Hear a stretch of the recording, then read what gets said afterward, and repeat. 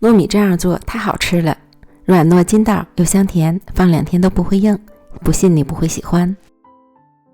锅中倒入1斤糯米，加水淘洗干净，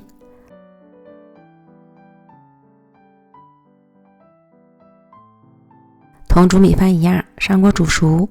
200克红枣，洗净后去掉枣核，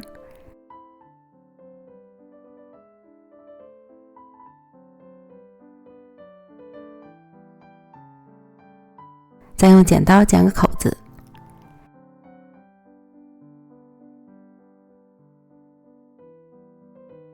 然后将蒸熟的糯米饭倒入到碗里，加入20克白糖，将糯米饭捣至粘稠状，不需要捣得太烂，有颗粒感，口感会更好。静置晾凉。案板上铺好保鲜膜防粘，放上1半的糯米饭，给它揉成长条形。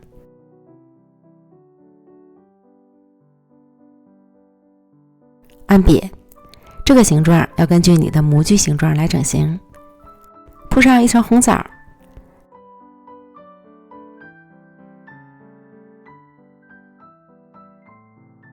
再用其他果干将缝隙填满，按压紧实，然后想办法给它倒扣在模具里。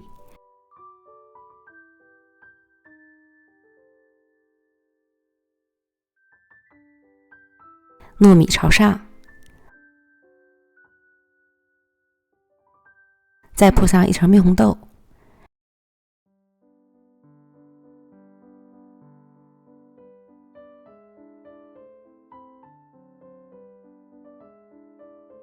然后再放上另一半的糯米，再次按压紧实，最后表面再铺上1层红枣。我家的红枣用完了，所以这里就铺上葡萄干，上下夹层都可以按照自己的喜好来放。铺好后，同样再次按压紧实，凉水上锅，水烧开后再蒸15分钟。出锅后静置放凉，等凉透后脱模，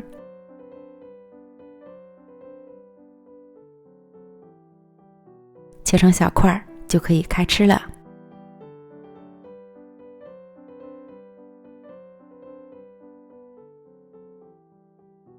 我们的红枣糯米糕就做好了，软软糯糯，筋道弹牙又香甜，嚼起来真是太香了。